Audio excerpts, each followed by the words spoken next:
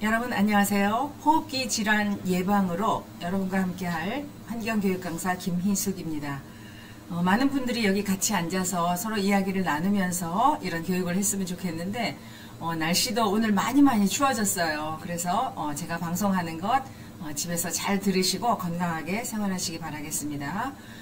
그동안 많이 더웠잖아요. 올 여름이요. 그런데 갑자기 추워져서 오늘은 두꺼운 옷을 입어도 아무렇지도 않고 오히려 손도 시렵고 막 그랬어요. 이렇게 겨울이 되면은 우리 집은 점점 따뜻해질 것이고 또 춥기 때문에 문도 안 열기도 해요. 그래서 그런 것 때문에 호흡기 질환이 또 많이 생기기도 하기 때문에 그런 걸 우리가 어떻게 예방해야 될 것인지 내용 한번 알아보기로 하겠습니다. 시작해도 되겠죠? 네.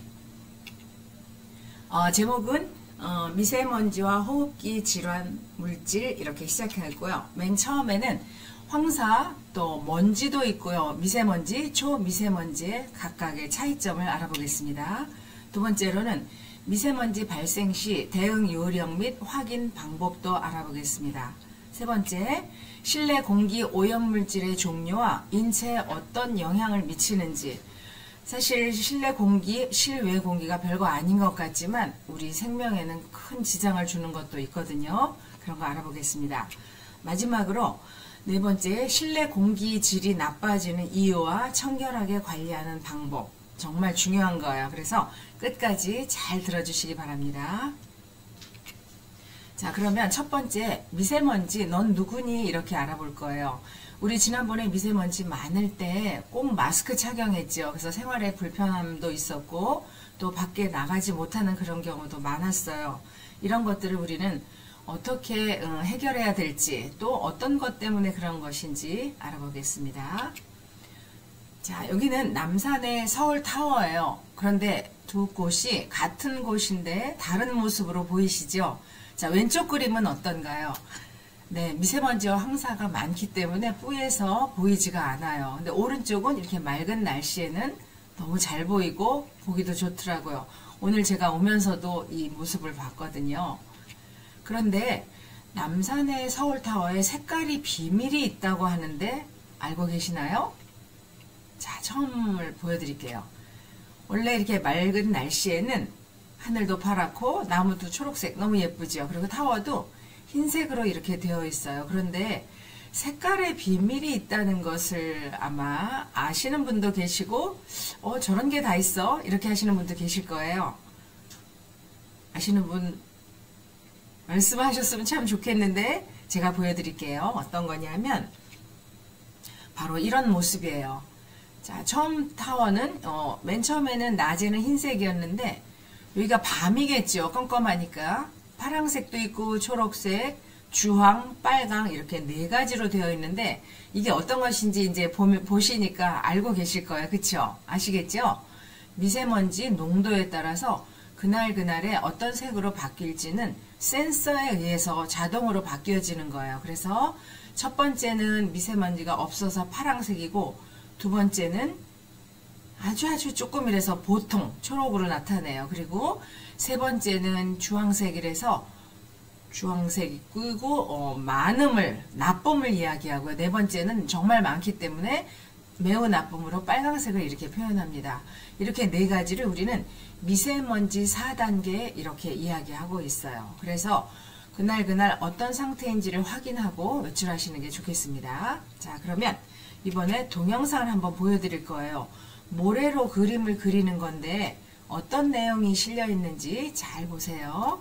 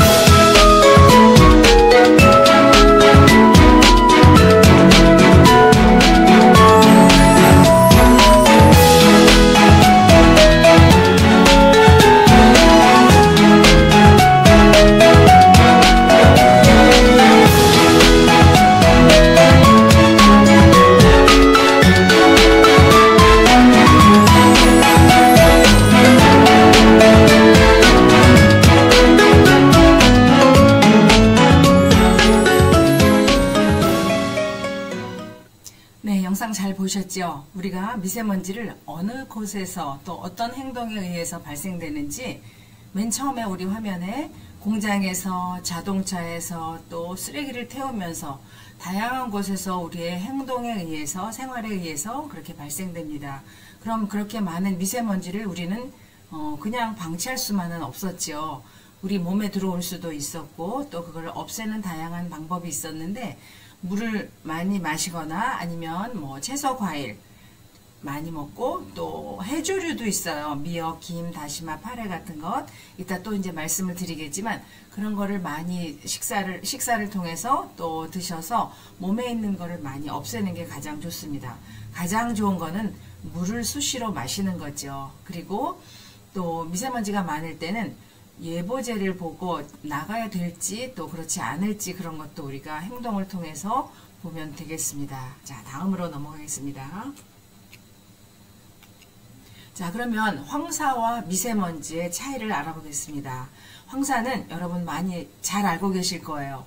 중국이나 아니면 몽골 등 사막에서 봄에 바람을 타고 오는 거예요. 그래서 우리 바람을 막을 수 없기 때문에 자연적인 현상 이렇게 이야기하고 대부분 흙먼지로 되어 있어요. 그런데 미세먼지라는 거는 우리 사람들에 의해서 만들어지는 거예요. 공장에서 연기 나오고 우리 집에서도 요리할 때 또 굴뚝에서 자동차 이런 것에서 나오거든요. 그래서 대부분 화학물질로 되어 있기 때문에 이거를 우리는 인위적인 현상이다 이렇게 얘기합니다. 그래서 예전에는 중국이 지금보다 이제 발전이 덜 됐을 때는 황사가 우리 농사에도 많이 도움이 되어 있는데 지금은 중금속도 포함되어 있고 또 미세먼지도 포함되어 있기 때문에 황사가 결코 좋은 게 아닌 거로 이렇게 되어 있습니다.